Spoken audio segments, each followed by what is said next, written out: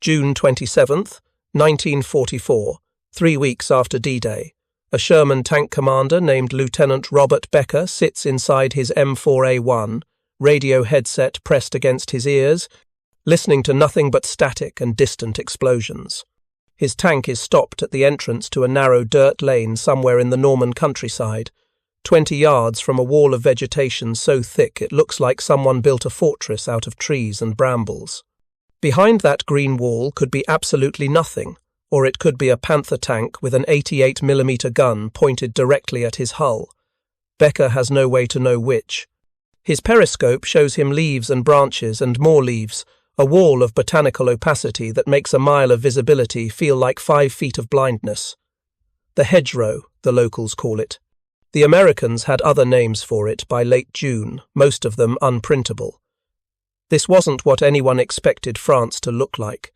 The intelligence briefings before the invasion had mentioned hedgerows, sure, but the photographs and descriptions made them seem like quaint agricultural features, charming European field boundaries that might provide some cover during advances. Nobody mentioned they'd be 10 feet tall and centuries old. Nobody explained that Norman farmers had been building these living walls since medieval times, piling earth and stone and planting thorny vegetation so dense that even cattle couldn't push through. And absolutely nobody warned American tank crews that every single field in the Bocage region, thousands of them, would be surrounded by these impenetrable barriers, turning the entire countryside into a 3-dimensional maze where death could be waiting 15 feet away, completely invisible. The mathematics of the problem were brutally simple. A Sherman's 75mm gun could penetrate the frontal armor of most German tanks at ranges of 500 to 800 yards, assuming you could see the target and hit it. A German Panther's 88mm gun could penetrate a Sherman's armor at ranges exceeding 2,000 yards from almost any angle. In open terrain, that advantage was significant but manageable. Sherman crews used speed, numbers, and combined arms tactics to compensate for their thinner armor. But in the hedgerows, there was no open terrain.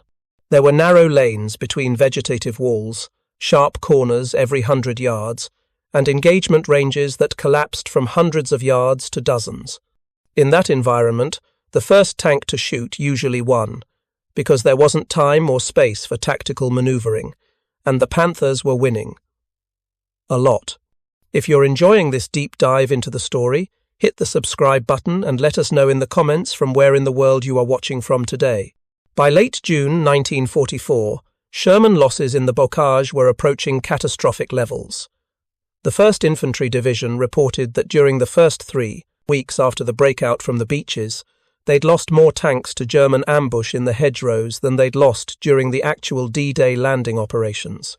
The Panther tanks, and to a lesser extent the Tiger tanks and tank destroyers that German forces deployed in Normandy, could sit motionless at a crossroads, completely hidden by foliage, and wait for American armor to appear.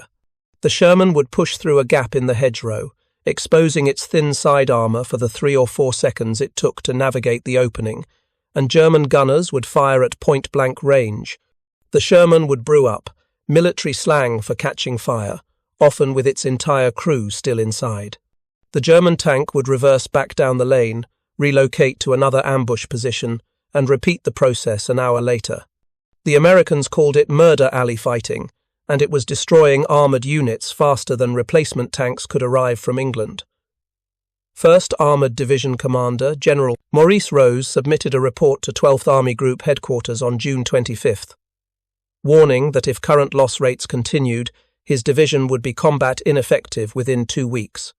The problem wasn't crew quality or courage. American tank crews were well trained and highly motivated. The problem was that every tactical advantage they'd been taught to leverage, speed, maneuverability, numerical superiority, evaporated in terrain where you couldn't see more than 1 field ahead and couldn't maneuver without exposing yourself to unseen guns. Tank commanders like Lieutenant Becker understood the situation with cold clarity. Every time his Sherman pushed through a hedgerow gap, every time he ordered his driver to advance down another tree-lined lane, he was gambling that the Germans hadn't positioned a Panther or a PaK-40 anti-tank gun in ambush position. The odds weren't good. Intelligence estimates suggested German armor in the sector outnumbered American armor roughly 3-1 in that specific area of operations, though overall Allied numbers were superior. More importantly, the Germans knew the terrain. They'd been preparing defensive positions for weeks. They'd ranged every crossroads, marked every approach, and positioned their heaviest armor to exploit the hedgerows' natural advantages. The Americans were fighting blind in an environment that rewarded patience and punished aggression. The doctrinal response to this situation should have been combined arms tactics: infantry clearing hedgerows before tanks advanced, artillery suppressing suspected German positions, air support destroying identified armor. And when those assets were available and properly coordinated, they worked. But coordination in the bocage was nearly impossible. Radio communication was spotty, degraded by the terrain and vegetation. Artillery observers couldn't see targets hidden behind hedgerows. Air support couldn't identify German armor concealed under trees and netting. And infantry advancing through hedgerows without tank support were vulnerable to German infantry, using the same terrain for protection. The system that worked beautifully in open-terrain doctrine fell apart in the close, confused, vegetation-choked battleground of Norman farmland. This was the environment where Lieutenant Becker sat on June 27th, knowing he needed to advance, knowing that advancing might kill his entire crew, and knowing that not advancing meant the German defense lines would never break. The breakthrough that would eventually transform this nightmare came not from tactical manuals or division commanders, but from sergeants and lieutenants and crews who started experimenting because the alternative was dying. The critical insight emerged during the last week of June from multiple units simultaneously, suggesting that when enough people face the same life-or-death problem, solutions evolve independently. The pattern appeared first in the 2nd Armoured Division's combat reports, then in the 29th Infantry Division's tank destroyer battalions, then scattered across half a dozen units operating in the bocage. Tank crews had started doing something that violated every principle of aimed fire they'd ever learned. They were shooting through the hedgerows without seeing targets, firing into vegetation at angles calculated not by observation but by geometry and guesswork, and they were hitting German armor on the other side. Blind fire, suppressive fire through obstacles, shooting at positions where logic and experience suggested enemies might be, rather than where eyes confirmed they were. It sounded insane, a waste of precious ammunition and a violation of fire discipline, but the crews doing it were surviving at noticeably higher rates than crews who waited to acquire visible targets before shooting. The mathematics behind this counterintuitive tactic took several days to fully understand, but the basic principle was simple. If you couldn't see through the hedgerow, neither could the German tank on the other side. The vegetation that blinded American crews equally blinded German crews. But the Americans were attacking, which meant they had to move, had to expose themselves eventually. The Germans were defending, which meant they could remain stationary in prepared positions. This asymmetry created a timing problem. The Sherman had to push through the gap to advance. The Panther could wait perfectly still until the Sherman appeared, then fire immediately at a stationary or slow-moving target. The Panther always shot first, because the Panther always saw the Sherman before the Sherman saw the Panther. Unless the Sherman shot first, before it could see anything, preemptively firing at where German doctrine and terrain analysis suggested armor would be positioned. Staff Sergeant Eugene Luciano of the 66th Armoured Regiment described the technique in a report dated June 29th. He'd been approaching a T-intersection where intelligence suggested German armor had established a blocking position. Instead of advancing to the intersection and turning, exposing his tank's side armor, Luciano ordered his gunner to fire 3 75mm high explosive rounds through the hedgerow at the corner, aiming at a point approximately 40 yards beyond the intersection where the road curved. The logic was straightforward. If a German tank was covering that intersection, it would be positioned far enough back to avoid being bypassed but close enough to maintain effective fire on the junction. The curve in the road 40 yards out was the tactically optimal position. Luciano fired blind, pushed through the intersection with his gun already loaded and traversed, and found a Panzer IV burning exactly where he'd shot. The crew had either been hit by one of the blind shots passing through the hedgerow, or more likely, had been forced to relocate when high explosive rounds started detonating in their position and had exposed themselves during that movement. Either way, Luciano's tank survived an encounter that had killed 3 other Shermans at that same intersection over the previous 2 days. When his company commander asked how he'd known where to shoot, Luciano's answer was pragmatically simple. "I didn't know, sir. I guessed based on where I would have been if I was them. Apparently, I guessed right." This wasn't sophisticated fire control. This was educated gambling backed by terrain analysis and tactical logic. But it worked often enough that word spread through the armoured units with remarkable speed. Tank commanders started sharing notes during evening maintenance periods, comparing techniques and refining the approach. Some crews marked their maps with suspected ambush positions based on terrain features and German tactical patterns, then preemptively fired at those locations before advancing. Others developed standardized procedures. 3 rounds through the hedgerow at 60 degrees, 2 rounds at 30 degrees, then advance while the gun reloaded. The specific techniques varied, but the underlying principle remained constant. Make the German crews move or react, force them to break concealment, and shoot them during that moment of exposure, rather than waiting to be shot while fully exposed yourself. The Army's armoured school at Fort Knox had spent years teaching tank gunnery based on principles established during World War I and refined through interwar exercises. The doctrine emphasized aimed fire, positive target identification, and ammunition conservation. Instructors drilled students on proper sight picture, range estimation, and the importance of first-round hits. Every round counted, the manuals stressed, because tanks carried limited ammunition and resupply in combat was difficult and dangerous. Shooting blindly into terrain features without confirmed targets wasn't just discouraged. It was treated as the mark of an undisciplined, poorly trained crew. Yet here in Normandy, that undisciplined behavior was keeping crews alive. The technique required understanding German defensive doctrine in ways that formal intelligence briefings had never adequately explained. Wehrmacht tank commanders in Normandy weren't freelancing their positions.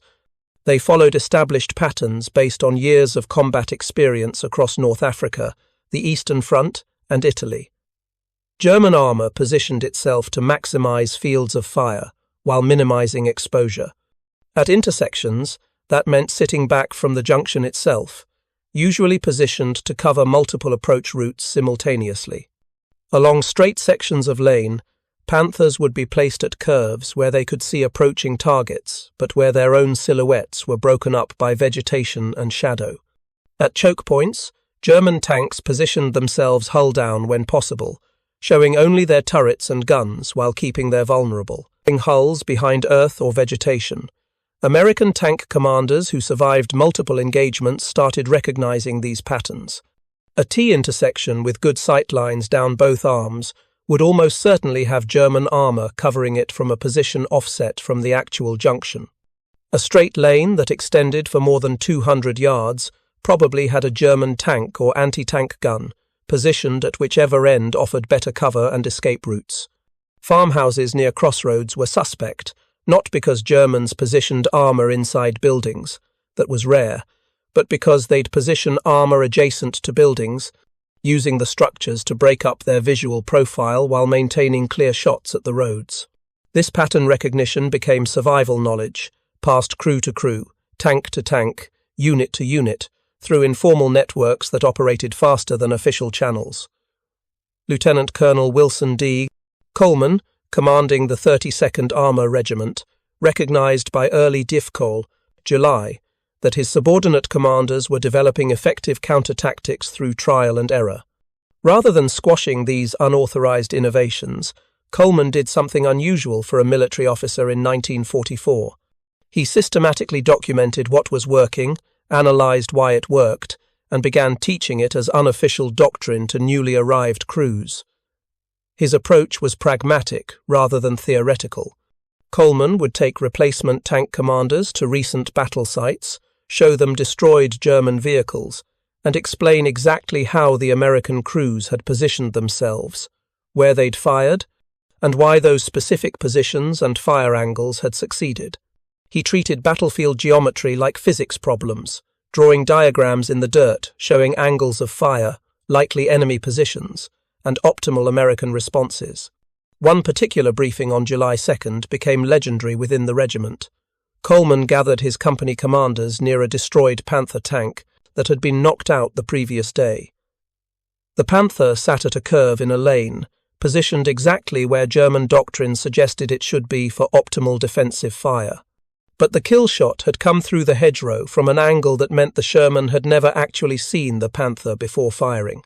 Coleman walked his officers through the engagement, explaining how the Sherman commander had analysed the terrain, recognised the curve as a tactically sound German position, and fired 4 rounds through the vegetation at where the mathematics of the situation suggested an enemy tank would be. The 3rd round had penetrated the hedgerow, struck the Panther's thinner side armour, and ignited its ammunition. Coleman's lesson wasn't subtle. "Gentlemen," he told his assembled commanders, "every tactical manual tells you to acquire your target before firing. In this terrain, that doctrine will get you killed. The hedgerows are thick, but they're not armour plate. A 75mm round will punch through 8 feet of vegetation without significant deflection or energy loss. If you know, genuinely know, based on terrain and enemy doctrine, where a German tank should be positioned, then shoot where it should be before you expose yourself to confirm it's actually there. You'll waste ammunition on empty positions sometimes. That's acceptable. What's not acceptable is losing tanks and crews because you followed peacetime gunnery doctrine in a situation where that doctrine doesn't apply." The ammunition concern was real, but manageable. A Sherman carried approximately 90 rounds for its main gun, a mix of armour-piercing, high-explosive, and white phosphorus smoke rounds. Firing 3 or 4 speculative rounds at suspected positions before advancing consumed ammunition, but not catastrophically. More importantly, tank destroyers and armoured support companies could provide additional ammunition relatively easily compared to replacing destroyed tanks and killed crews. The calculus was straightforward. Better to shoot at ghosts occasionally than to die reliably. The technique evolved in sophistication through the first 2 weeks of July. Initial implementations were crude. Crews simply blasting vegetation at likely positions and hoping for hits.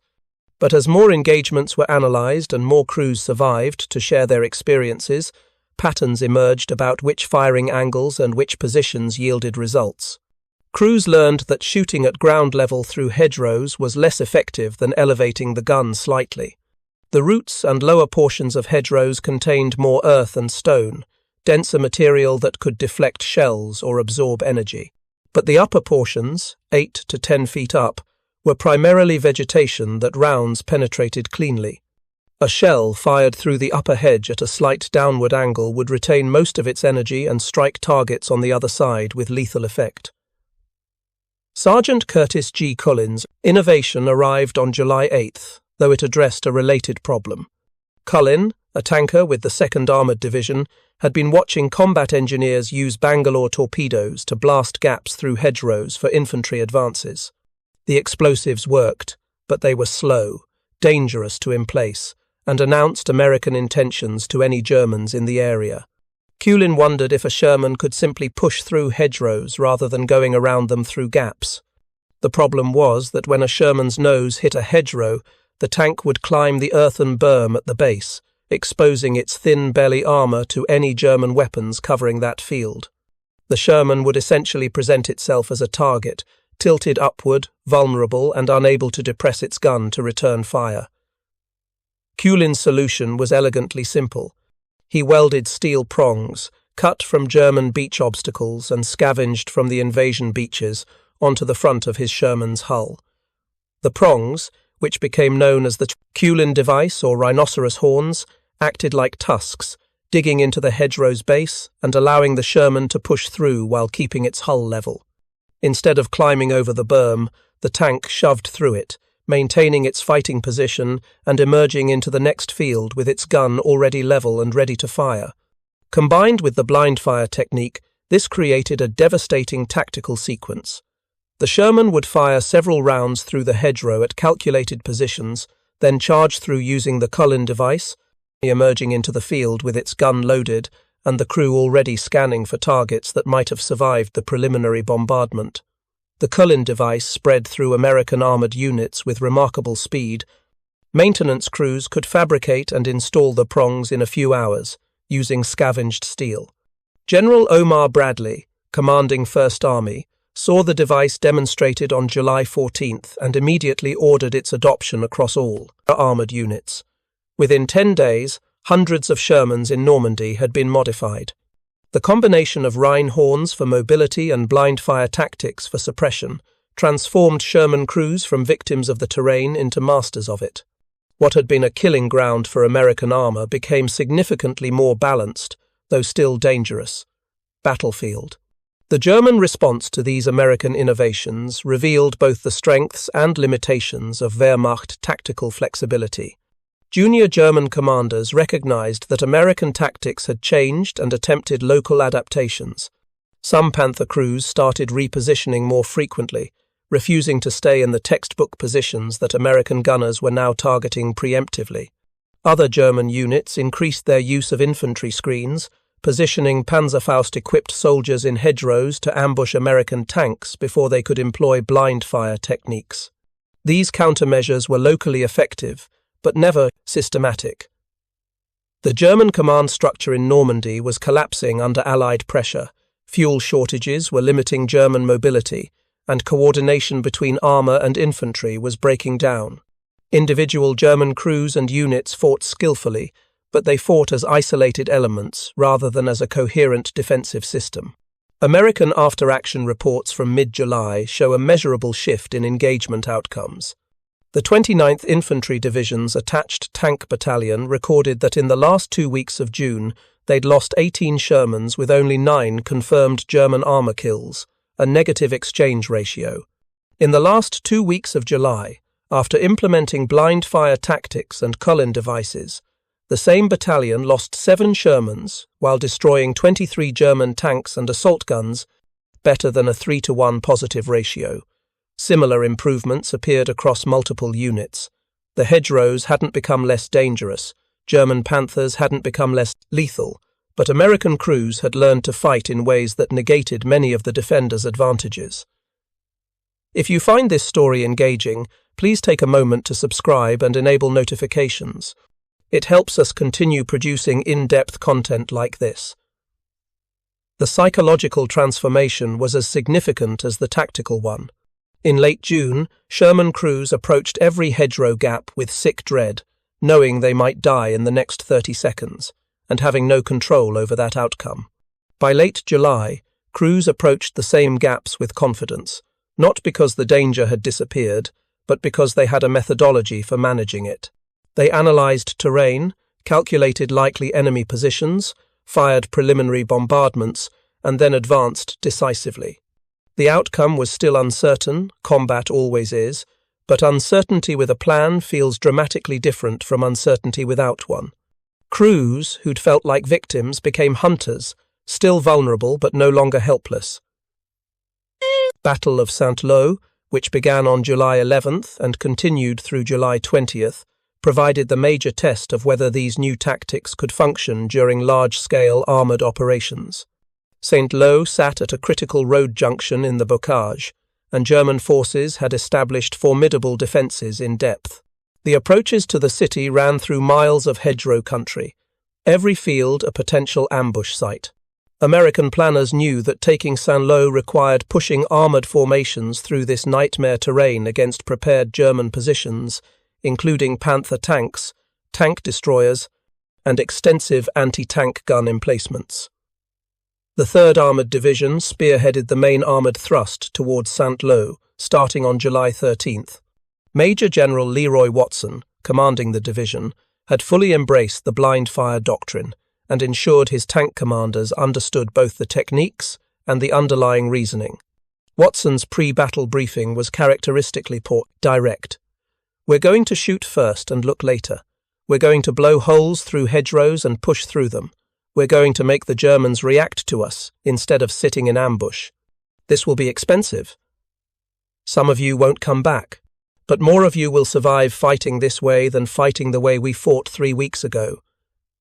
The advance on July 13th involved approximately 80 Sherman tanks moving along multiple parallel axes toward German positions south of Saint-Lô.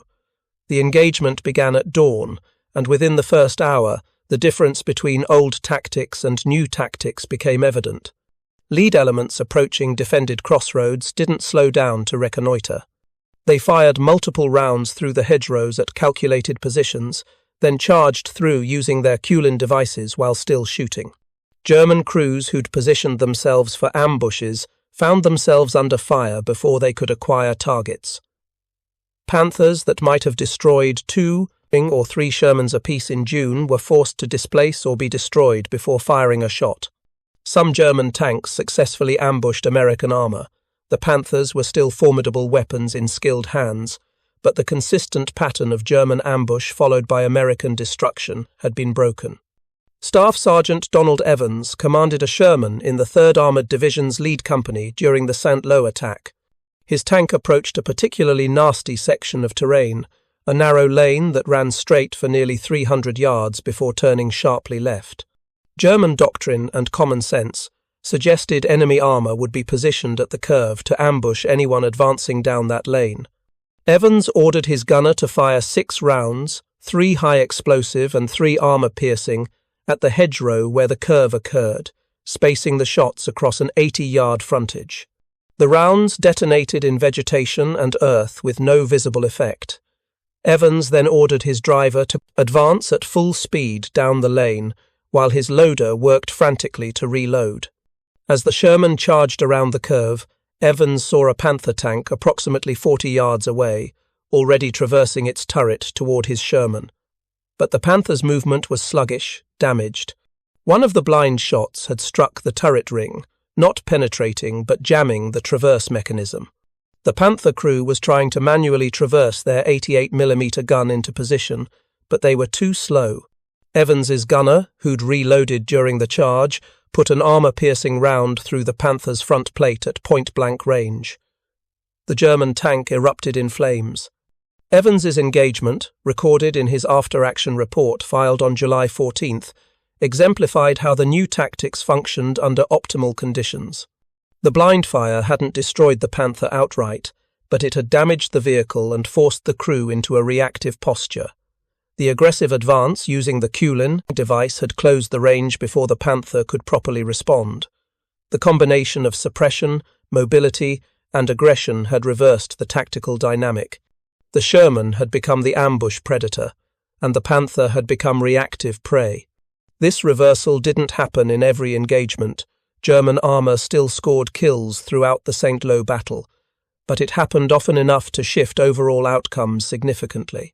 By July 18th, American forces had pushed into Saint-Lô's outskirts, and by July 20th, the city had fallen. The cost had been substantial. The 3rd Armoured Division alone lost 41 tanks during the week-long battle, but they'd destroyed an estimated 73 German armoured vehicles, Panthers, Panzer IVs, assault guns, and tank destroyers. More importantly, they'd maintained operational momentum. The hedgerows had slowed the American advance, but they hadn't stopped it. German defenders could no longer count on the terrain to multiply, their effectiveness so dramatically that numerical Allied superiority became irrelevant. The tactical lessons from Saint-Lô spread rapidly through Allied armoured forces. The British, operating in similar bocage terrain east of Caen, adopted variations of the blind fire technique. Canadian armour units integrated the approach into their standard procedures. By early August, when Operation Cobra launched, the massive American breakout offensive that would shatter German defences in Normandy, Sherman crews throughout the Allied armies had internalized the new doctrine. Hedgerows were still obstacles, but they were obstacles with solutions. German armour was still deadly, but it was no longer invincible. The nightmarish equation of June, where every field could hide instant death and American crews had no counter, had been rewritten. The irony of the situation wasn't lost on thoughtful officers analyzing the campaign. American tank designers had built the Sherman as a cruiser tank intended for open terrain exploitation and breakthrough operations. German engineers had designed the Panther as a heavy medium tank optimized for defensive fighting and long-range dueling. The Normandy hedgerows should have been perfect terrain for the Panther's strengths and catastrophic for the Sherman's weaknesses. And for 3 weeks, that's exactly what happened. But human ingenuity, desperation, and the willingness of junior leaders to discard doctrine that wasn't working had reversed the equation. The Americans learned to fight in ways that leveraged their actual advantages: numbers, ammunition resupply, mechanical reliability, and unit cohesion, while negating German advantages in armor and gun performance. The terrain didn't change, the tactics did. Lieutenant Robert Becker, the tank commander who'd sat contemplating a hedgerow on June 27th, survived the Normandy campaign. His tank took 3 hits during the fighting, none penetrating, and his crew destroyed 5. Confirmed German armoured vehicles between late June and the end of August. In his personal diary, recovered after the war and now held in the National Archives, Becker wrote on August 3rd, "We learned to shoot at what we couldn't see, to charge through walls of vegetation like medieval knights, and to trust mathematics over instinct. The hedgerows tried to kill us. We taught them to kill Germans instead. Strange business, this modern war. The winning techniques often feel completely wrong right up until they work. The transformation of blind fire from desperate improvisation to standard doctrine represented one of the faster tactical evolutions in military history." Roughly 5 weeks elapsed between the first documented instances of crews experimenting with the technique and its formal adoption in training materials and operational orders. This rapid dissemination happened because the feedback loop was immediate and undeniable. Crews using blind fire tactics survived at higher rates than crews that didn't. Battalion commanders noticed this pattern within days. Division commanders saw it in their casualty reports within weeks. Army-level leadership recognized it fast enough to institutionalize the lessons while the Normandy campaign was still ongoing. The official U.S. Army Training Circular issued on August 7, 1944, designated TC 237, employment of medium tanks in close terrain, formalized what had been battlefield innovation a month earlier. The circular explicitly authorized firing at suspected enemy positions without visual confirmation when operating in hedgerow terrain. It provided guidance on calculating likely enemy positions based on terrain analysis. It recommended expenditure of 3 to 6 rounds per suspected position before advancing. And critically, it explained the tactical reasoning behind these recommendations, ensuring that crews understood not just what to do, but why these techniques worked. The circular's introduction contained language that would have been unthinkable in military doctrine 6 months earlier. Traditional principles of aimed fire and ammunition conservation remain important, but must be adapted to terrain where visual acquisition of targets may be impossible before contact occurs. In such terrain, suppressive fires based on tactical analysis of likely enemy positions can provide crucial advantages. The German military never developed equivalent doctrinal flexibility during the Normandy campaign. Part of this was structural. Wehrmacht doctrine development was centralized and slow, requiring approval through multiple command layers. Part was situational. By July 1944, German forces in Normandy were in near constant crisis mode, focused on immediate survival rather than tactical evolution. But part was cultural. The German military excellence in 1940 through 1942 had been built on superior training, equipment, and doctrine. That excellence created institutional confidence that became institutional rigidity when Allied forces developed counters. German tank crews in Normandy continued fighting skillfully using established techniques, even as those techniques became progressively less effective against American adaptations. A German Panther commander captured near Mortain in mid-August during interrogation described the American tactical changes from the defender's perspective. The transcript, preserved in U.S. Army intelligence files, is revealing. In the first weeks after the invasion, we destroyed American tanks easily. They came at us predictably, and we killed them from ambush. Then something changed. They started shooting through the hedgerows before advancing, forced us to move or be hit. They pushed through the hedges themselves instead of using the gaps we'd covered. They attacked aggressively when everything we'd learned said they should be cautious. Our positions that had been perfect became death traps. We couldn't understand why they'd started fighting so differently. The German officer's confusion was understandable. From his perspective, the Americans had abandoned sound tactical principles and replaced them with something that looked like reckless aggression. He didn't see that what appeared reckless was actually calculated risk, informed by pattern recognition and mathematical analysis. The blind fire technique continued evolving through the autumn of 1944 and into 1945 as American armor pushed into Germany. The hedgerows of Normandy gave way to different terrain, forests, urban areas, river valleys, but the underlying principle remained applicable. When you cannot see the enemy but can calculate where they're likely to be based on tactical logic and terrain analysis, shoot there preemptively. Adjust your doctrine to reality rather than demanding reality conform to doctrine. Trust your crews to think creatively under pressure. These lessons, born in the desperate fighting of June and July 1944, became embedded in American armored doctrine for decades. Modern American armor doctrine still includes elements traceable directly to the Normandy hedgerow experience. The concept of reconnaissance by fire, shooting at likely enemy positions to provoke reaction or confirm absence, is standard practice in U.S. Army mechanized operations. The emphasis on aggressive movement and seizing initiative rather than methodical caution reflects lessons learned when methodical caution meant driving into ambushes.